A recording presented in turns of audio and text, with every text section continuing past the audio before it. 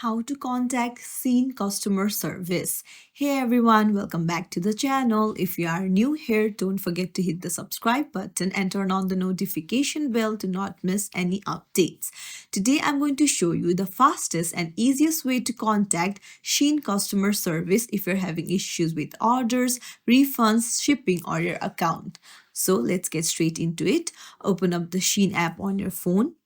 So here you can see customer service in the home page itself. Just tap on it.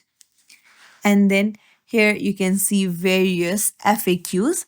So you can even search for a question or just go through the various FAQs.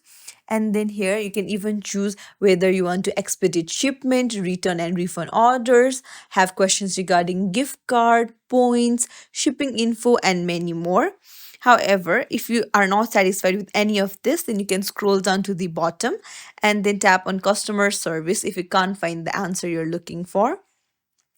And then you will be able to see type your message briefly here. So you can type your message and then send it to Shien and they will get back to you within 24 hours. So it's as simple as that. If you found this tutorial helpful, don't forget to like and subscribe to our channel for more tips and tricks.